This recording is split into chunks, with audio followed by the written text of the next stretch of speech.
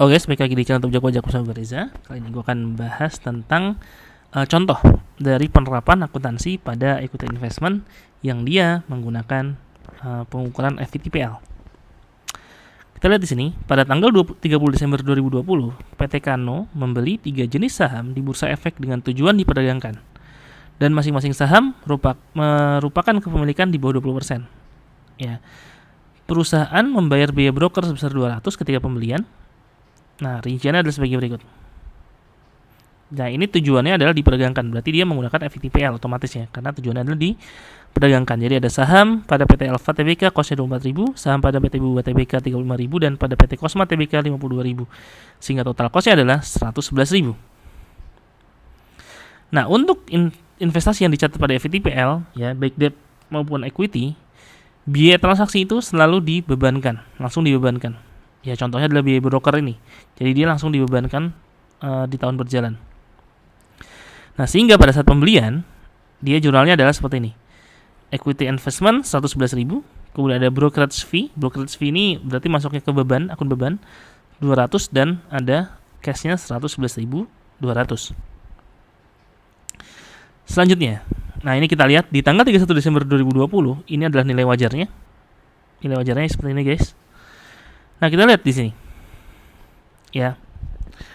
Kita lihat bahwa nilai sahamnya itu ada yang naik, ada yang turun nih. Kalau Alfa itu naik 1.000, Buba itu turun 500, Kosma turun 2.000 dan sehingga secara total dia itu turun 1.500.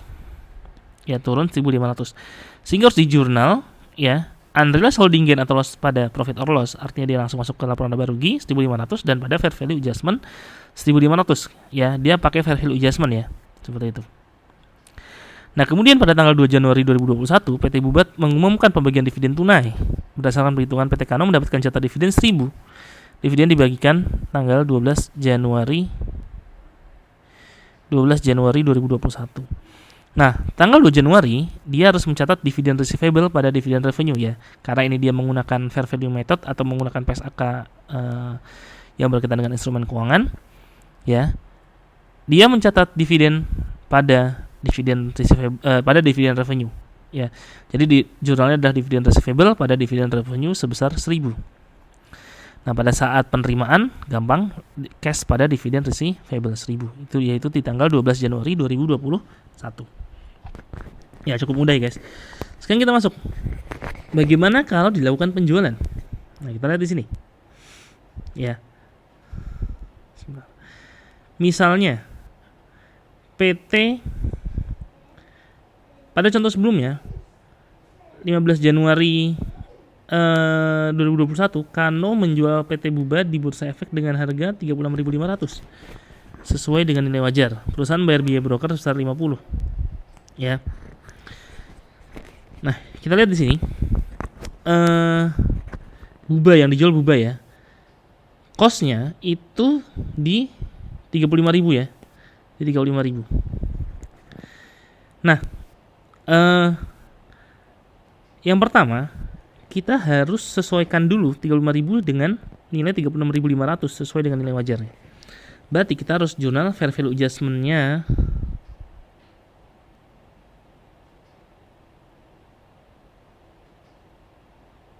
Oh ya, gini. Jadi gini. Nah, kalau kita lihat ya, nilai saham PT Buba 35.000 ya.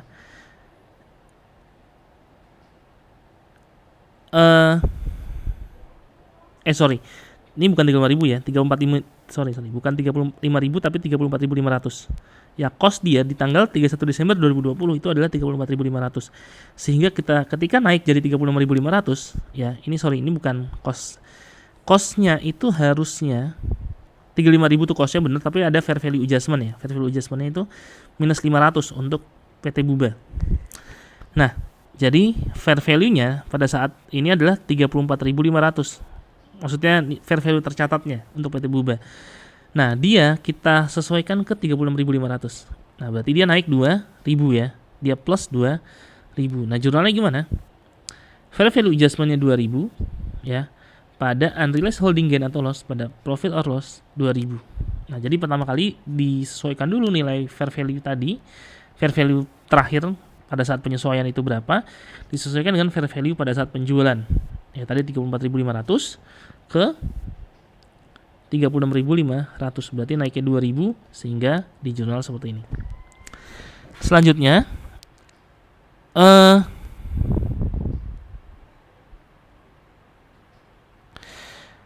pada saat penjualan seperti apa? Cash 36.500 gitu ya. Pada equity investment 35.000 dan fair value adjustment yang nilai 1.500. Kenapa? Karena tadinya minus 500 ya, kemudian di plus 2000 di sini. Jadi nilai fair value adjustment kita adalah 1.500. Maka equity investmentnya 35.000 sesuai dengan cost-nya di awal, kemudian ditambah dengan 1.500 dari fair value adjustment-nya. Nah, di sini tidak dicatat gain atau loss. Kenapa? Karena penjualan investment-nya dicatat sebesar nilai wajar pada saat penjualan. Seperti itu. Nah, kemudian untuk brokerage fee-nya itu di jurnal ke akun brokerage fee. Ya, ini adalah akun beban, langsung dibebankan pada tahun berjalan. Brokerage fee pada cash. Seperti itu. Nah, misalnya pada akhir bulan Januari 2021 PT Kano tidak melakukan pembelian dan penjualan saham. Maka berikut informasi saham PT Kano per 31 Januari 2021. Nah, kalau kita lihat di sini ya.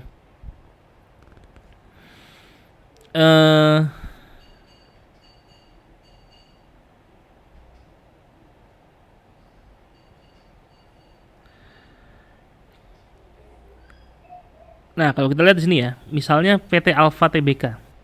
Nah, PT Alfa Tbk ini kan terakhir itu catatan kita, coba kita lihat dulu.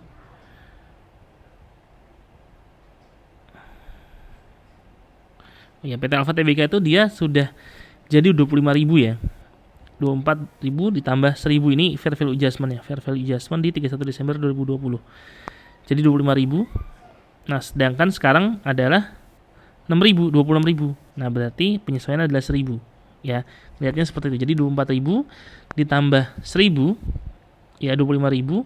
Ternyata sekarang fair value-nya adalah 26.000. Berarti penyesuaiannya 1.000. Atau bisa juga lihatnya gini, 24.000. Fair value ini adalah cost ya, cost di awal. 24.000, fair value-nya berapa? 26.000. Oh, berarti kenaikannya adalah 2.000. Nah, yang sudah ada akun fair value adjustment terkait dengan PT Alfa berapa? 1.000. Nah, berarti penyesuaiannya adalah 1.000. Jadi naik lagi harganya jadi naik lagi fair value adjustment-nya plus 1.000. Kemudian Cosma. Kalau Cosma tadinya itu 52.000 jadi 53.000.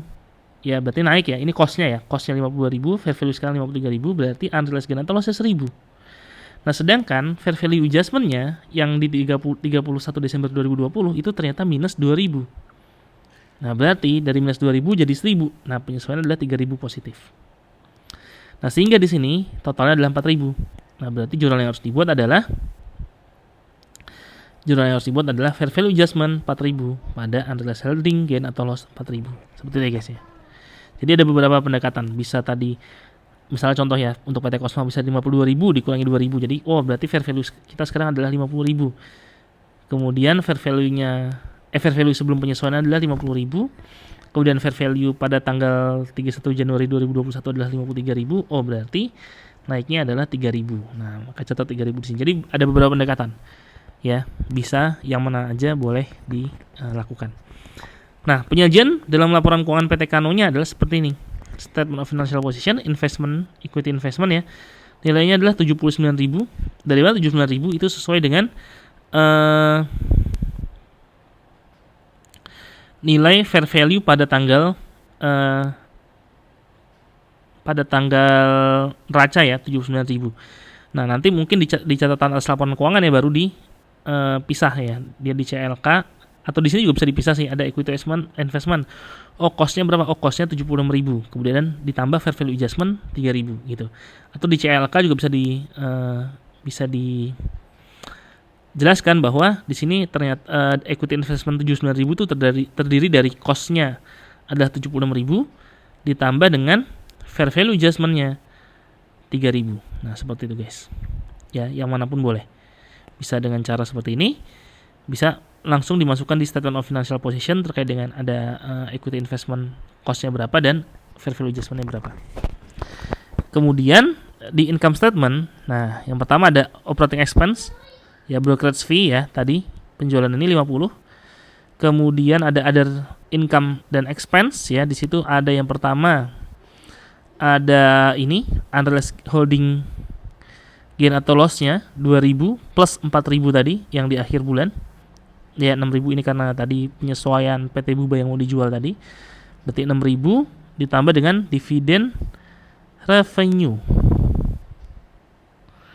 Oh ya, dividen revenue dari yang sebelumnya ya. Tadi kita ada dividen di sebelumnya tuh. 1.000 dari PT apa tadi? PT Cosma atau PT Alpha ya, atau PT Buba? PT Buba ya. Dividen dari PT Buba dicatat di bulan Januari 2021. Gitu guys. Oke, kira-kira itu dulu yang bisa gue sampaikan di video kali ini. Semoga bermanfaat. Jangan lupa like, subscribe, dan komen channel YouTube gue. Dan apabila kalian merasa video ini bermanfaat, bisa di-share di seluruh sosial media yang kalian miliki. Jangan lupa belajar terus. Bye-bye.